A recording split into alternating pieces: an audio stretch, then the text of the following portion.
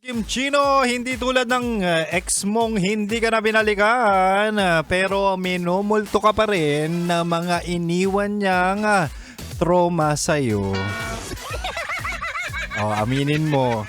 Aminin mo, gabi-gabi hindi ka makatulog dahil masakit pa rin talaga.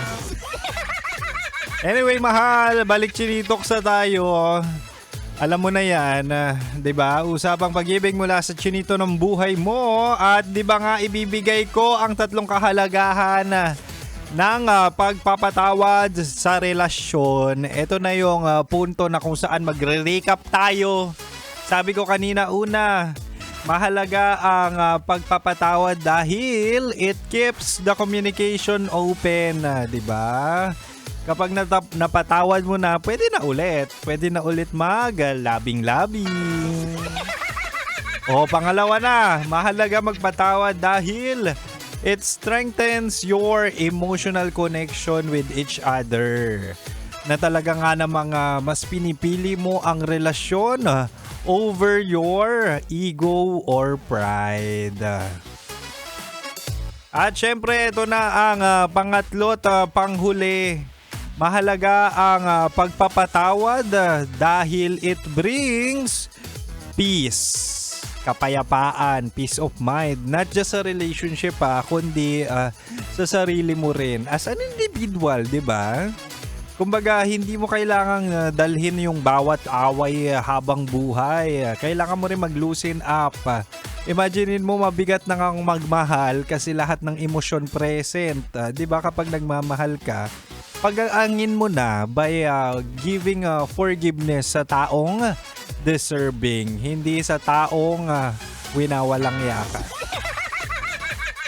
Pero totoo yun walang relasyon ang tatagal kung lahat ng sakit ay laging kinikimkim mo. Kumbaga ang pagpapatawad ay parang kalayaan kalayaan sa grudges, kalayaan sa stress, 'di ba? Wala kang emotional baggage kapag pinatawad mo yung tao. At kapag magaang na yung loob mo or loob nyong dalawa, mas may space na kayong mahalin ng isa't isa. At talagang nga na mga manamis na miss na yan. O pagkatapos kapag okay na kayo, edi bakbakan na. Madidiligan ka na. Huy!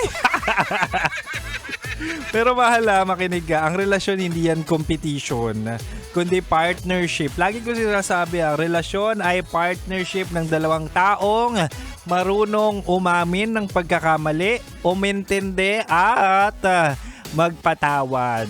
Kaya sana patawarin mo yung taong mahal mo ng bukal sa puso mo at deserving dapat siya.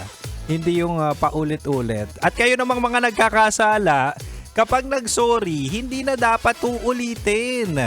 Kapag nagkasala, nag-sorry, matuto na. Hindi minsan pinauulit-ulit nyo pa. Nanggigigil ako sa mga ganyan.